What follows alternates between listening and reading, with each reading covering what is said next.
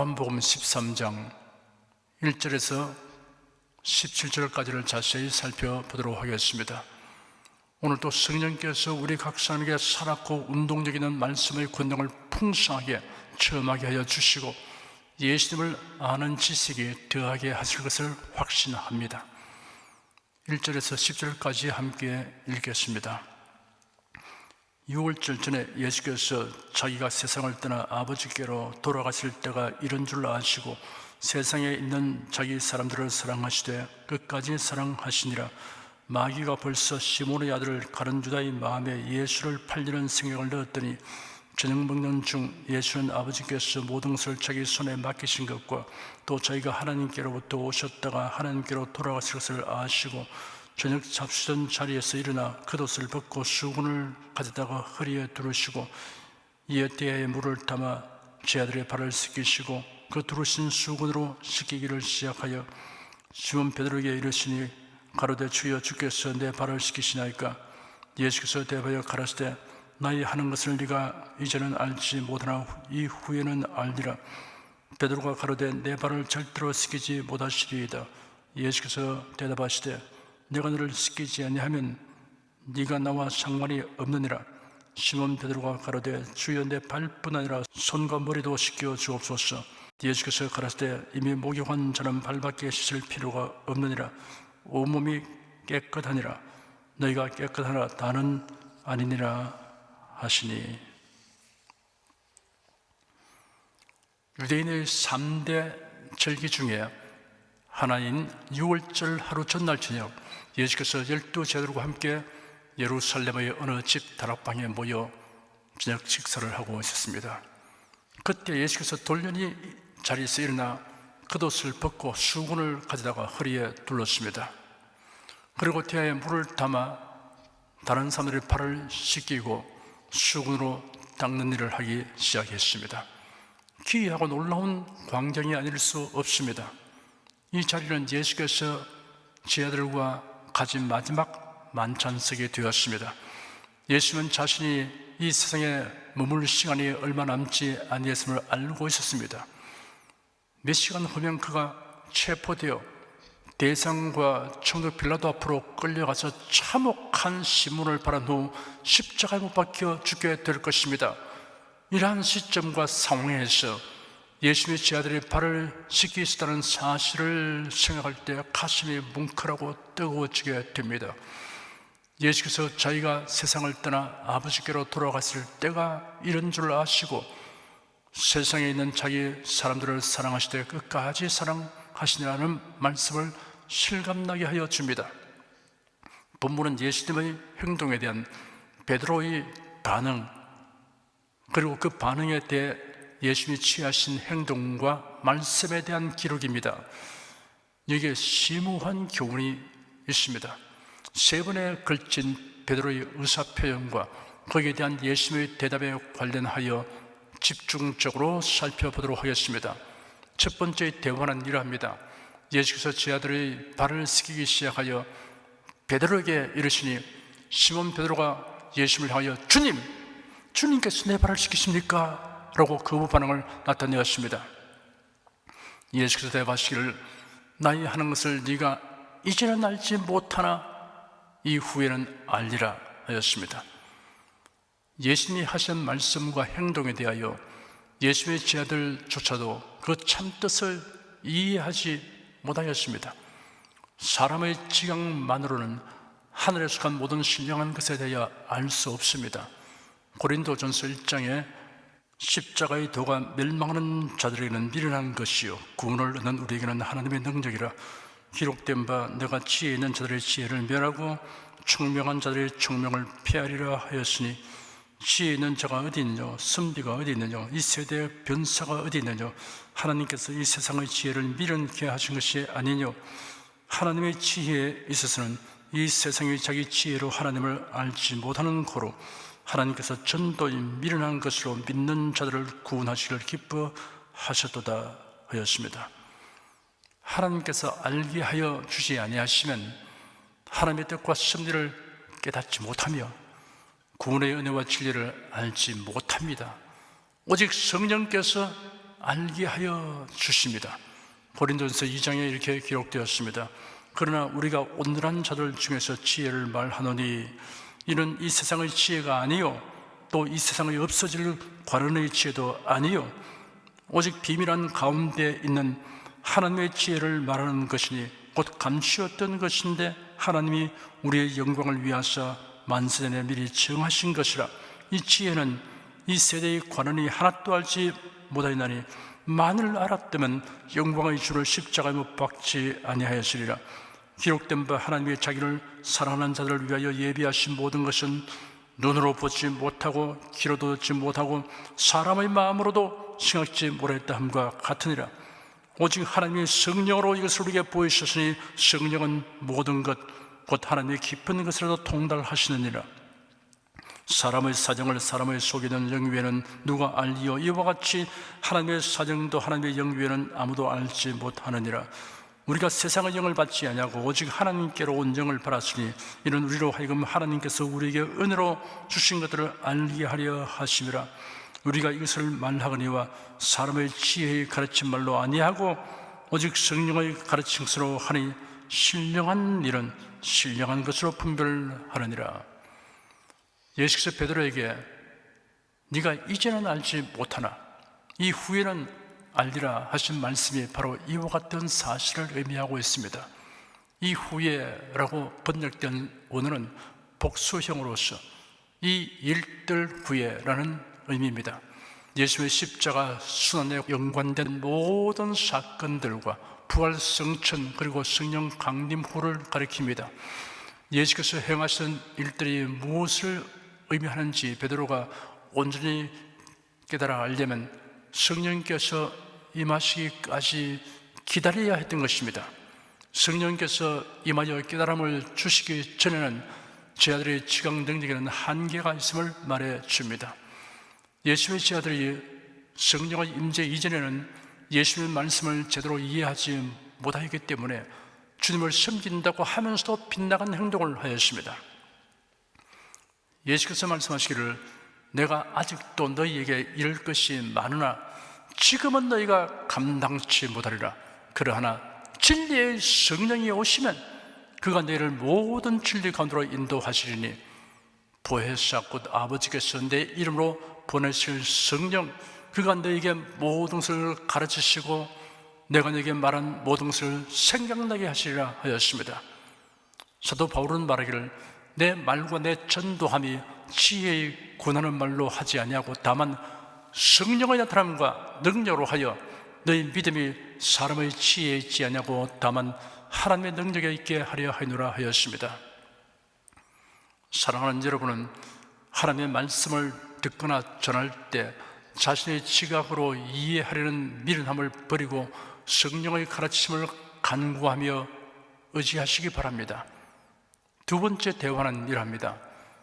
베드로가 예수님을 향하여 내 발을 절대로 시키지 못하시리다 하니 예수께서 대답하시기를 내가 너를 시키지 않으면 네가 나와 상관이 없느니라 하였습니다. 베드로는 매우 직선적이며 충동적인 성격의 소유자입니다. 다른 자들은 예수님이 그들 자신의 발을 씻기는데도 불구하고 사랑이나 그들의 뜻을 표하지 아니하였습니다. 물론 그들은 당혹감을 금할 수 없을 것입니다. 그런데 베드로는 자기 의사 표현에 있어서 주저하지 아니하였습니다. 아마도 발을 뒤로 옮기면서 완강하게 사형의 뜻을 표명했을 것입니다. 내 발을 절대로 시키지 못하십니다 라고 강하고 단호한 표현을 했습니다. 절대라고 번역된 원어는 영원히라는 뜻이 있습니다. 이런 원문의 뉘앙스를 살려 번역해 본다면 다른 사람은 어찌 하더라도 내 발만은 영원히 시키지 못할 것입니다 라고 할 수 있습니다. 주께서 내 발을 시키시니 천부당 만부당합니다. 당신은 스승이시고 주님이시며 나는 당신의 제자입니다.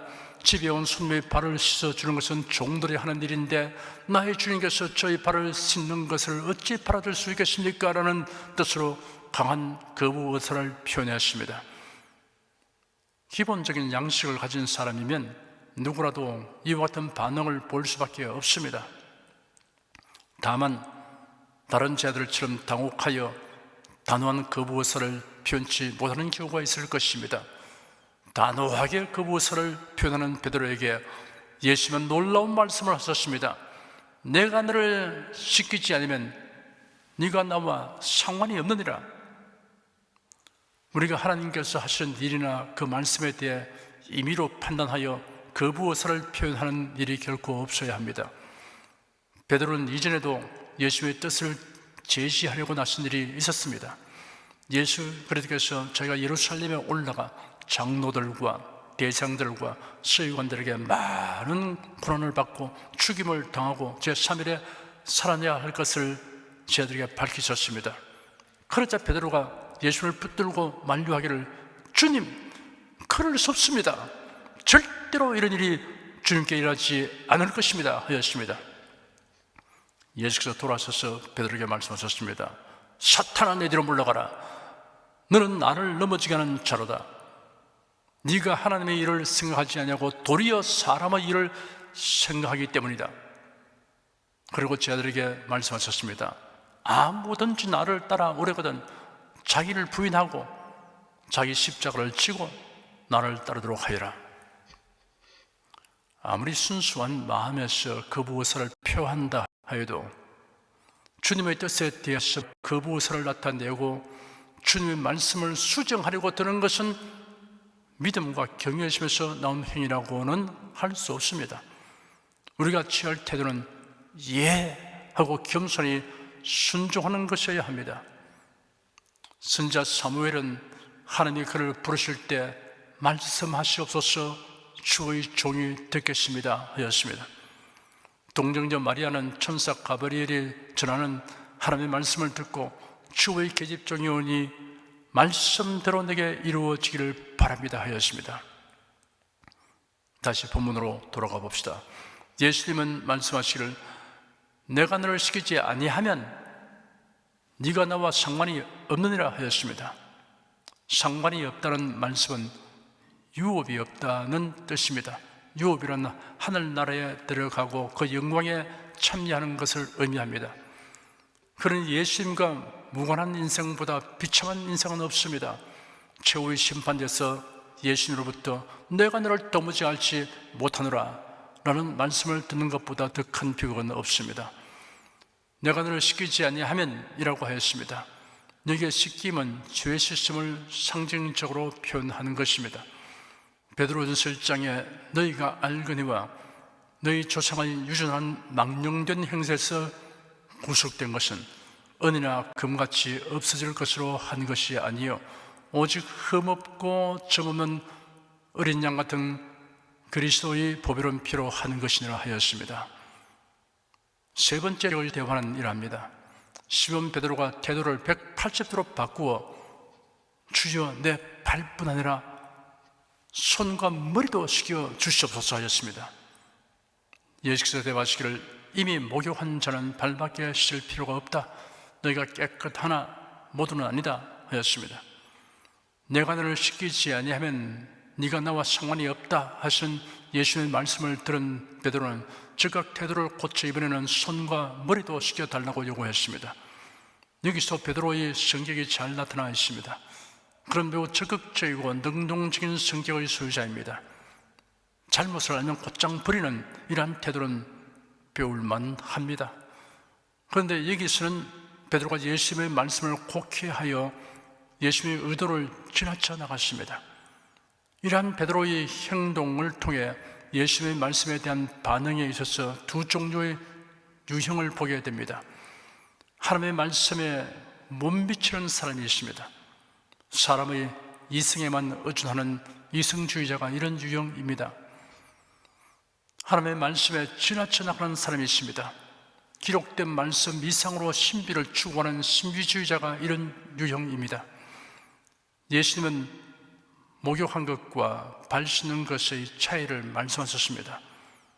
여기에 회개에 관한 매우 중요한 진리가 계시되었습니다. 첫째는 구원에 이르는 회개가 있습니다. 이 회개는 목욕하는 회개라고 할 수 있습니다. 자신이 죄인이며 인간의 방도로는 죄를 해결할 수 없음을 인정하고 나아가서 예수 그리스도께서 우리 죄를 대속하셨음을 알고 믿는 것이 구원의 이런 회개이며 목욕하는 것으로 비유된 것입니다.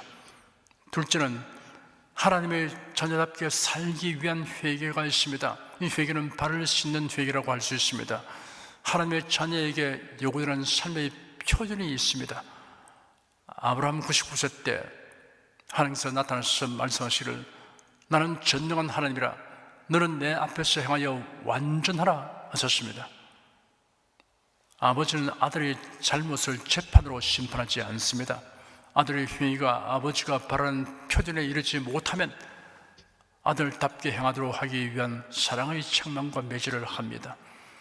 하나님의 자녀답지 못한 행위를 회개하지 않으면 따르는 나쁜 일들이 있습니다.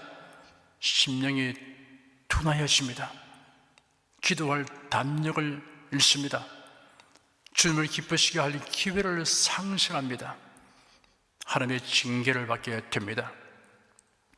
회개라는 용어의 성경적 개념을 분명하게 가지는 것이 매우 중요하므로 부연설명하겠습니다.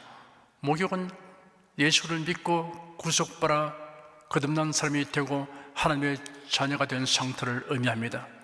발 씻는 것은 이미 구원받은 자가 하나님의 뜻대로 행하지 못하고 하나님의 영광을 가리운 일을 고백하고 뉘우치는 것을 의미합니다. 목욕을 했을지라도 외출했다가 돌아오면 다시 발을 씻어야 하듯이 거듭난 성도들이라 해도 죄 많은 생에서 사는 동안 범하는 죄를 항상 회개해야 합니다. 이처럼 회개는 두 종류로 구분됩니다. 구원에 이르는 회개와 하나님의 자녀다운 삶을 위한 회개입니다. 회개에 단계가 있는 것이 아닙니다. 소위 4단계 회개를 해야 구원받는다는 교상망측한 교리를 가르치는 자를 경계해야 합니다. 11절 한 절을 함께 읽겠습니다. 이는 자기를 팔자가 누구인지 아심이라 그러므로 다는 깨끗이 아니하다 하시니라. 예수께서 제 아들의 발을 씻기시니 베드로가 주님께서 저희 발을 씻기십니까? 내 발을 절대로 씻기지 못하실 것입니다 하니 예수께서 대답하시기를 내가 너를 씻기지 아니하면 너는 나와 상관이 없다 하였습니다. 시몬 베드로가 태도를 180도로 바꾸어 주님 내 발뿐 아니라 손과 머리도 씻겨주소서 하니 예수께서 대답하시기를 이미 목욕한 자는 온몸이 깨끗하니 발밖에도 씻을 필요가 없다. 너희가 깨끗하나 모두는 아니다 하였습니다. 너희가 깨끗하나 모두는 아니다 라고 예수께서 말씀하신 이유를 요한이 해석하기를 이런 자기를 팔자가 누구인지 알고 계셨으므로 너희 모두가 깨끗한 것은 아니다 라고 말씀하신 것이라고 하였습니다. 예수께서는 처음부터 가룟 유다가 자기를 배신하여 대상들에게 넘겨줄 것을 아셨던 것입니다. 그럼에도 불구하고 유다를 제들 가운데서 축출하지 아니하셨습니다.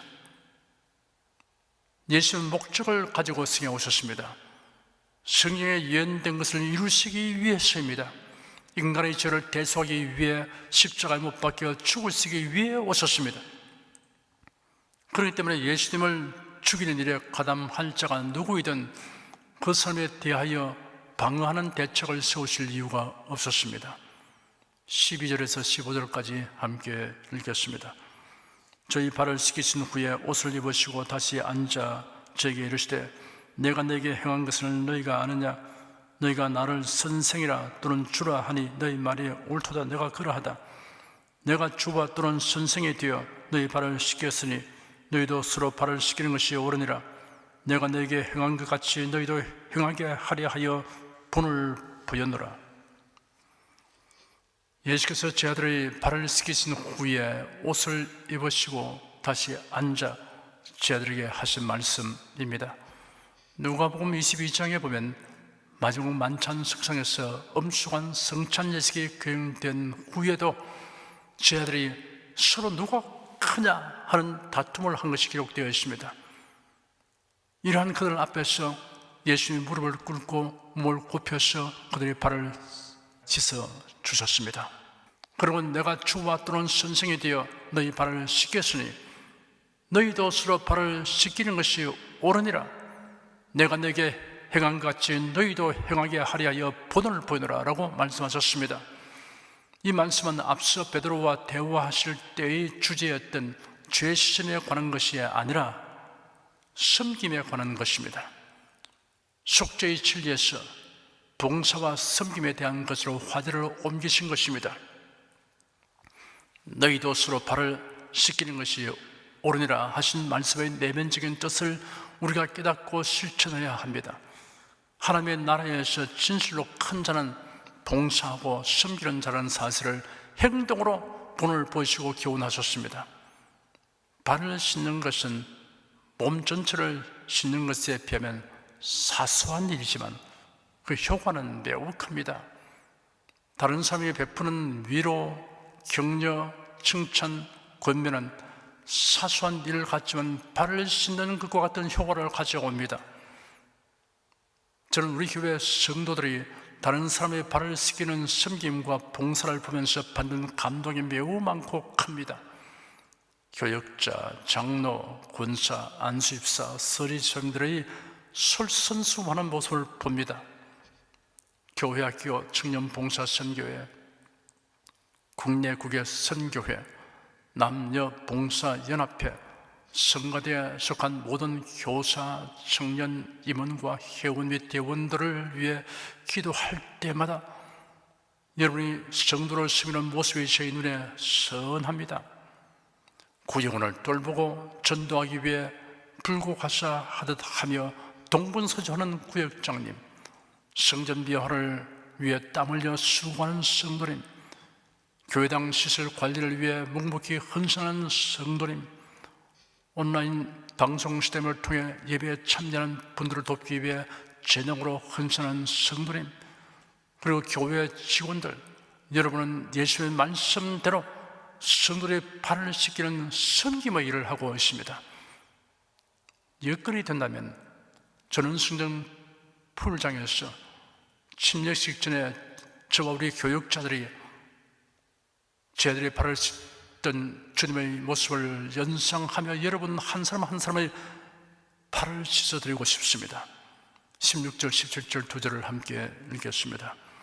내가 진실로 너에게 이르노니 종이 상전보다 크지 못하고 본음을 바른 자가 보낸 자보다 크지 못하니 너희가 이것을 알고 행하면 복이 있으리라.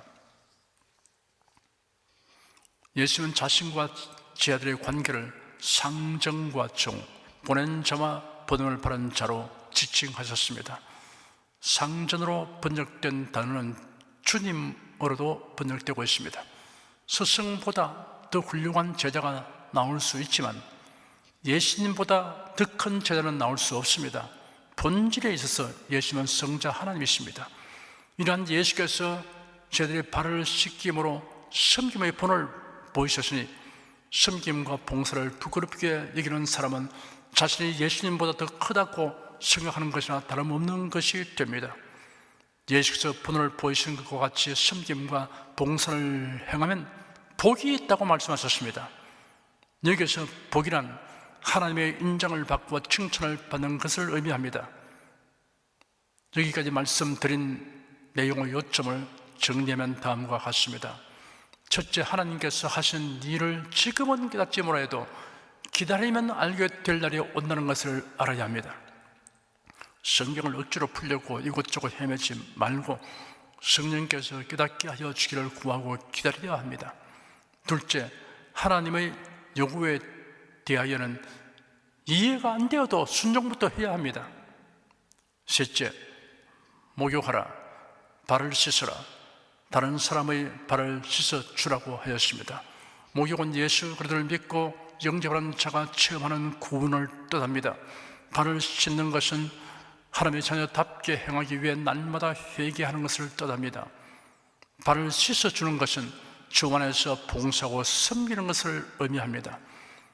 이미 목욕한 여러분은 발을 씻는 일과 성도의 발을 씻어주는 일에 힘쓰므로 주님의 칭찬과 상을 받게 되기를 축원합니다.